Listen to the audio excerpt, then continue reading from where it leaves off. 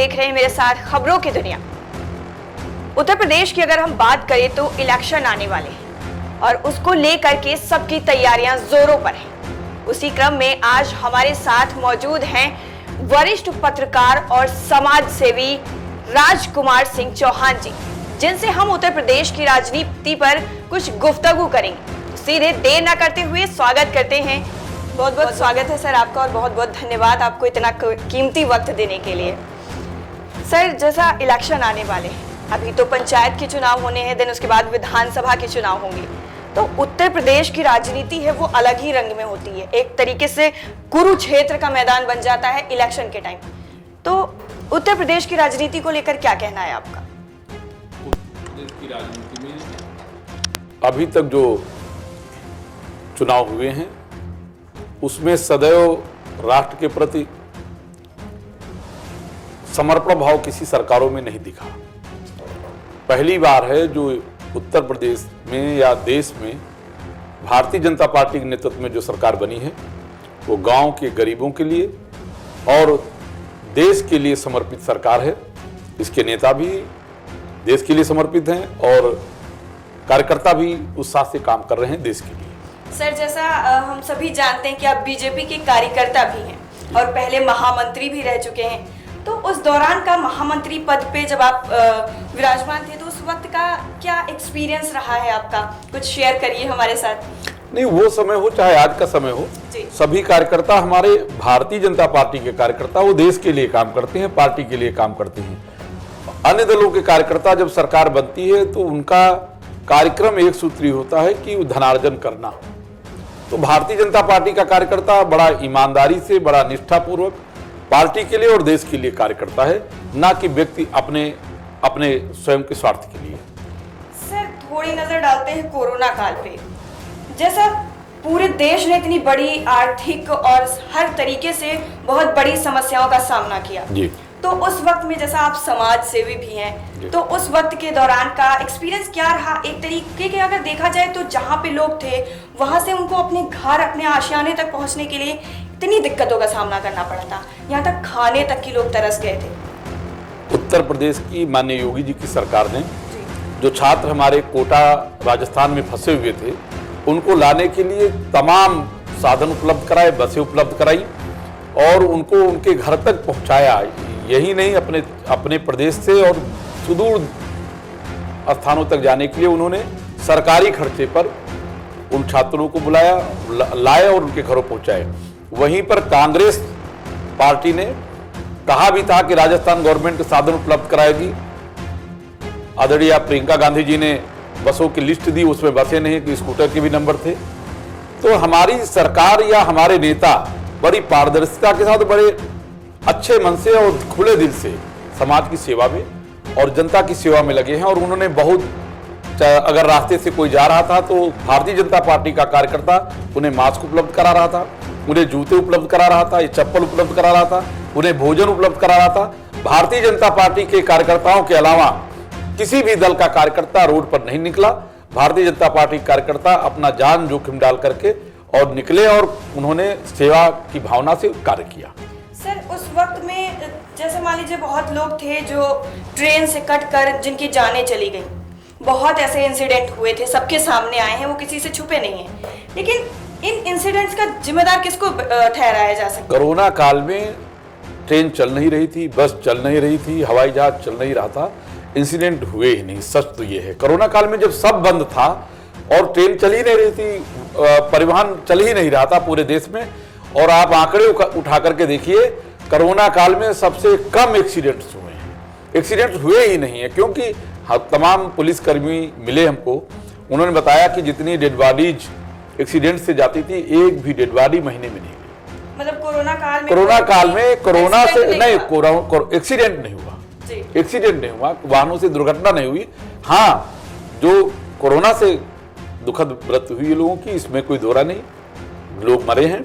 लेकिन अगर देखा जाए अमेरिका और अन्य देशों के सापेक्ष हमारी सरकार या हमारे हिंदुस्तान की सरकार ने, मोदी जी की सरकार और या कहा जाए योगी जी की सरकार ने बड़ी सफलतापूर्वक, credit goes to BJP party. बिल्कुल, इसमें कोई दो राय नहीं है।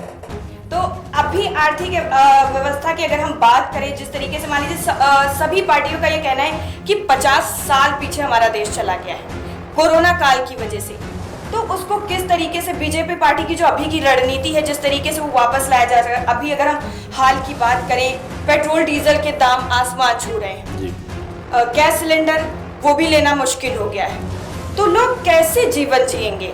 बीजेपी पार्टी क्यों इस पे लगाम नहीं लगा पा रही? देखिए, गवर्नमेंट काम कर रही है। इंटरनेशनल मार्केट में जब प्राइस बढ़ते हैं डीजल पेट्रोल के, तो यहाँ भी प्राइस बढ़ते हैं। अभी के सर आंकड़े, अभी के आंकड़े जो आए हैं वो अंतरराष्ट्रीय बाजार में कमी आई है डीजल पेट्रोल के दाम में। कमी आई है तो आगे देखिएगा, आगे डीजल पेट्रोल के दाम भी कम होंगे। सर आगे हमारे पेट्रोलियम मिनिस्टर ने कहा है कि डीजल पेट्रोल के दामों में कमी आएगी। अभी उनका बयान भी था। वहाँ पे बढ़ते हैं दाम तो तुरंत बढ़ जाते हैं, तो जब घटते हैं तो तुरंत क्यों नहीं घटते हैं? ऐसा क्यों? नहीं, अगर घटते हैं तो घटते भी हैं, ऐसा नहीं है। अभी तो घटे हुए हैं सर, फिर भी उसी दाम में मिल रहा है। अच्छा, ऐसा मुझे जानकारी नहीं है। कारण है कि घटे हैं इसकी जानकारी नहीं। अगर घटते हैं तो कम हो जाते हैं, ये प्राय देखने में आया है। राष्ट्रीय बाजार में बहुत कम, मतलब कम हुए हैं, बट जैसे कि देखते हैं हम अमूमन यही देखते हैं कि जैसे ही बढ़ता है अंतरराष्ट्रीय बाजार का हवाला दिया जाता है कि अंतरराष्ट्रीय बाजार में बढ़ गए हैं इसलिए मार्केट में बढ़ गए, तो अंतरराष्ट्रीय बाजार में अगर कम है तो मार्केट में भी कम होनी चाहिए। फिलहाल सर अभी रुख करते हैं उत्तर प्रदेश की तरफ ही, जो आगे की ये आने वाले इलेक्शन है उसमें किस तरीके के देखा जा रहा है कि बाकी भी पार्टियां अपने अपने दांव पेच लगा रही हैं। बीजेपी पार्टी भी अपने लगा रही है, योगी जी भी अपने दांव पेच लगा रहे हैं।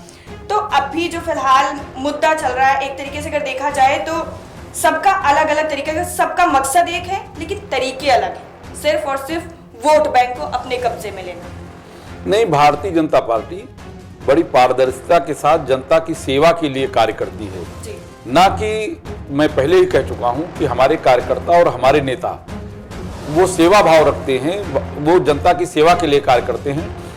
सरकार ने हमारी गांव में जो तमाम गरीबों को जो सुविधाएं उपलब्ध कराई हैं, कोरोना काल की बात है, उन्होंने फ्री में राशन दिया। कोरोना काल में जनता को फ्री में राशन मिला और बिजली का कनेक्शन फ्री में मिला, गैस सिलेंडर फ्री में मिले, तमाम सुविधाएं और शौचालय भी फ्री में मिले हैं गांव में, मोदी जी ने दिया है और योगी जी ने। हाँ, गांव में सुविधाएं मिली हैं और आगे भी करती रहेगी गवर्नमेंट। जहां तक अन्य दलों की सरकारें आई हैं, कभी भी उन्होंने गांव के प्रति सोचा नहीं, केवल अपना खजाना भरने के लिए, स्वयं का, सरकार का नहीं, स्वयं का खजाना भरने के लिए कार्य किया और एक प्रकार से सरकारी खजाने पर डाका डाला उन लोगों ने और डाका डाल के अपना स्वार्थ सिद्धि की। जनता की सेवा या सेवा भावना उनके अंदर नहीं है। केवल भारतीय जनता पार्टी और उसके नेतृत्व के अंदर राष्ट्र के लिए और प्रदेश के लिए सेवा भाव है, जनता के लिए सेवा भाव है। माननीय मोदी जी ने जब पहली बार प्रधानमंत्री बने और उन्होंने अपने पहले संबोधन में कहा था कि हमारी सरकार गरीबों के लिए समर्पित है। उन्होंने दिखाया भी कि हमने गरीबों के लिए कार्य किया है 5 साल में, आगे भी, अभी 1.5 साल हुआ है, आगे भी जो मोदी जी की सरकार है वो भी जनता के लिए कार्य कर रही है। और योगी जी ने भी प्रदेश में जो आतंक का माहौल था, भय का माहौल था, उसको समाप्त करने का पूरा प्रयास किया है और पूरा प्रयत्न कर रहे हैं। क्राइम पर पूरी तरह से। सर यहाँ पे मैं कुछ कहना चाहूंगी, आतंक का माहौल अगर समाप्त हो गया है, आतंक खत्म हो गया है उत्तर प्रदेश से, तो अभी हाल ही में ज्यादा नहीं, अजीत सिंह हत्याकांड की अगर हम बात करें, दिन दहाड़े इतने बड़े, मतलब इतने ज्यादा चहल पहल वाले इलाके में गोली मार दी गई। तो अगर आतंकवादी सब चले गए थे तो फिर गोली किसने मारी? नहीं, ये आतंकवादी घटना नहीं है, ये आतंकवादी घटना नहीं है। ये हाँ, अराजक तत्व वो जो गुंडे थे जिन्होंने ये किया था, उनका परिणाम आपने देख भी लिया है सर, उसका रिजल्ट भी आया है, वो इनकाउंटर में मारा भी गया है। लेकिन जब अगर एक बार दावा कर दिया जाता है कि आपको कोई खतरा नहीं है, तो इंसान बेफिक्र होकर निकलता है कि हाँ अब हमें कोई खतरा नहीं है, लेकिन एकदम से आपके साथ ऐसा कुछ हो जाता है तो फिर सवाल तो उठता है। नहीं, सवाल तो बेशक उठेगा, जब कोई कहीं पर घटना होगी तो सवाल उठेगा, लेकिन ये आतंकवादी घटना नहीं थी, ये प्रतिद्वंदिता में घटना हुई, प्रतिद्वंदिता थी, ये माफिया लोग हैं। लेकिन सुरक्षा पे तो सवाल उठेगा ना? नहीं, बिल्कुल उठेगा सुरक्षा पर, लेकिन ये भी देखिए, जहां पहले की अपेक्षा, पहले 5 साल में योगी जी के पहले और आज के परिवेश में जितना बाहर से जितना निवेश हो रहा है, पहले कभी नहीं हुआ। आज की डेट में योगी जी के सरकार में तमाम इन्वेस्टर्स आ रहे हैं यूपी में और इन्वेस्टर्स अपना धन लगा रहे हैं। तो इसका फायदा तो स्टेट के लोगों को मिलेगा, ना कि बाहरी। सर इलेक्शन क्या लगता है, फिर से बीजेपी इलेक्शन एक बार कमल खिलाएगी? बिल्कुल 100% निश्चित है कि बीजेपी कमल खिलाएगी और पहले से और बेहतर करेगी। बिल्कुल, मतलब पूर्ण बहुमत से तो हाँ, इस तो बार आना पूर्ण बहुमत नहीं, प्रचंड बहुमत से आएगी। प्रचंड बहुमत, बिल्कुल। सर जो काम बीजेपी सरकार ने किए वो बहुत ही सराहनीय है, क्योंकि एक जो पहले हम लोगों की अर्थव्यवस्था से लेकर के अगर हम टेक्नोलॉजी की बात करें तो बहुत ज़्यादा डिजिटलाइजेशन हुआ है, और डिजिटल इंडिया जो मोदी जी ने कहा है, डिजिटल इंडिया, वो सपना बिल्कुल साकार हुआ है। सर डिजिटल इंडिया, अगर थोड़ा टॉपिक चेंज करते हैं, डिजिटल इंडिया जी, अभी कुछ दिन पहले मेरा एक इंटरव्यू था तो वहां पे हमने यही मुद्दा रखा था कि डिजिटल इंडिया, तो उन सर का कहना था कि डिजिटल इंडिया होने से आज एक तरीके से इंसान गरीब हो गया है। मतलब जो पैसा है, जितना पैसा है आप बैंक में रखते हैं, आपके पास सिर्फ एक फोन है, ठीक है, अगर आपसे कोई 5 रुपए या 10 रुपए खुले मांग देता है तो आपके पास नहीं होते हैं। मतलब एक तरीके से डिजिटल होने के बाद भी लोग, नहीं ऐसा नहीं है। डिजिटल इंडिया 5-10 रुपए तो ये तो कहने की बात है, कौन नहीं रखता है पैसा सभी जेब में रखते हैं, लेकिन डिजिटल का मतलब है कि आप यहाँ से मुंबई जाएं, दिल्ली जाएं, गोवा जाएं, कहीं भी जाएं तो वो पैसा अपने मोबाइल से किसी को ट्रांसफर कर सकते हैं, किसी को दे सकते हैं। पहले अगर बैंक में खाता है, यहाँ जमा है, तो स्वाभाविक है आप या तो घर से पैसा निकालो, चेक इशू करो, पैसा निकालो, अपनी जेब में डालो। अब खतरा नहीं, कहने का मतलब कोई खतरा नहीं, आपके जेब में 10 रुपए भी हैं, आप विदेश में भी जाएंगे तो वहां भी पैसा आप अपने फोन के माध्यम से ट्रांसफर कर सकते हैं।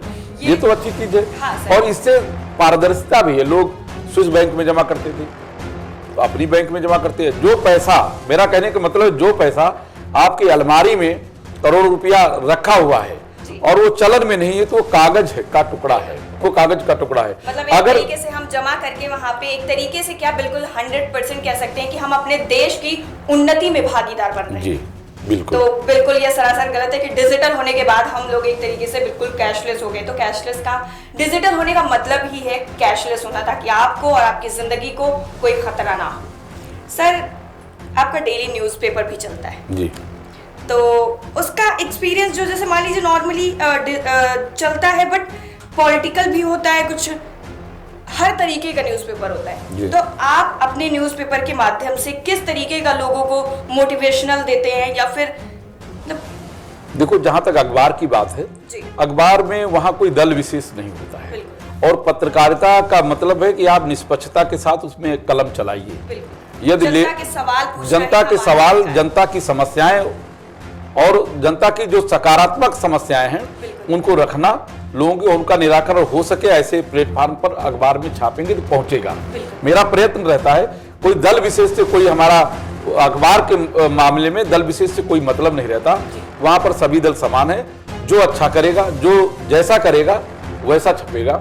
और इसके अलावा मैं ये कहना चाहता हूँ, मैं मेरे अखबार में सभी दलों के, चाहे वो कांग्रेस हो, समाजवादी पार्टी हो, बहुजन समाज पार्टी हो, मैं भाजपा ही हूँ, भाजपा का भी, सबके फर्स्ट पेज अगर हमारा देखेंगे तो सबकी खबरें होंगी, बराबर से होंगी, जो जिस मतलब कोई भी कहते हैं, उसमें पत्रकारिता में कोई बेईमानी नहीं करते, उसमें ना, बहुत स्पष्ट है, हम अपने स्टाफ को मैंने कह रखा है, इसमें किसी भी प्रकार का भेदभाव नहीं होना चाहिए, सबकी खबरें लगनी चाहिए और जो सही हो। लेकिन पत्रकारिता में भी आलोचना नहीं, समालोचना होनी चाहिए। सबकी जो सकारात्मक खबरें हैं वो जरूर प्रकाशित होनी चाहिए, और सकारात्मक खबरें जनता को संदेश देती हैं, और नकारात्मक खबरें वो जनता, हाँ, तो इसलिए हमारा प्रयास रहता है कि जो अच्छी खबरें हों वो जनता तक पहुंचे, और जो जनता के नीड्स हैं, जो आवश्यकता है, उनको भी सरकार तक पहुंचाया जाए, ये प्रयास रहता है। और ये सरकार जिसके लिए बनाई जाती है, जनता खुश रहे, जनता खुश रहे। सर अब सीधा हम आपसे ये जानना चाहेंगे कि आपकी अखबार जो चलता है, डेली न्यूज़पेपर, उसका नाम भी हमारे दर्शकों को बता दें तो बहुत अच्छा रहेगा। जी, मेरा दैनिक पेपर है जिसका नाम है अमन लेखनी। अमन का मतलब समझते हैं कि अमन, चैन, सुख, शांति रहे, और लेखनी भी अच्छी चले। कहने का तात्पर्य, अमन लेखनी, अमन उर्दू शब्द है लगता है और लेखनी हिंदी शब्द है, तो दोनों मिलाकर के हमने गंगा जमुनी तहजीब को बना करके रखा है। और हमारा संस्कृति भी यही है, गंगा जमुनी तहजीब को एक साथ लेकर चलना। तो मेरा प्रयास है कि सबको साथ लेकर चले और सबकी जो समस्याएं हैं उनको हम सरकार तक पहुंचाएं, जनता की समस्याओं को सरकार तक पहुंचाएं, ये मेरा प्रयत्न रहता है। सर, आज की युवा जनरेशन को क्या संदेश देना है हमारी तरफ से? नौजवान, मैं समझता हूँ नौजवान अच्छा करेगा। सबसे अधिक महत्वपूर्ण है कि वो शिक्षित बने, और शिक्षित बनेगा तो निश्चित रूप से अच्छा करेगा। और नौजवान कहने का तात्पर्य नौजवान केवल स्वयं कोई डिसीजन ले। मैं समझता हूँ अगर बुजुर्गों से आशीर्वाद लेगा फिर उससे प्रेरणा भी मिलेगी, जिससे अच्छे रास्ते पर चलेंगे। और बुजुर्गों का सम्मान करते हुए हम नौजवानों से यही कहेंगे कि अपने माता पिता और बुजुर्गों का सम्मान करें और अच्छे रास्ते पर चलें, और उससे देश की प्रगति होगी। और जब उनकी स्वयं की प्रगति होगी तब प्रदेश और देश की भी प्रगति होगी। ये हमारा अनुरोध है। बहुत बहुत शुक्रिया सर, बहुत बहुत धन्यवाद धन्यवाद। एक बार फिर से। और बिल्कुल एक बार फिर से आपको हम आमंत्रित करेंगे और आपको अपना मूल्यवान समय हमें देना पड़ेगा। धन्यवाद। जैसा हमारी संस्कृति गंगा जमुनी तहजीब को एक साथ लेकर चलना और हिंदुस्तानियों की यही पहचान है। फिलहाल आज की चर्चा यहीं पर समाप्त करते हैं। बने रहिए मेरे साथ और देखते रहिए खबरों की दुनिया।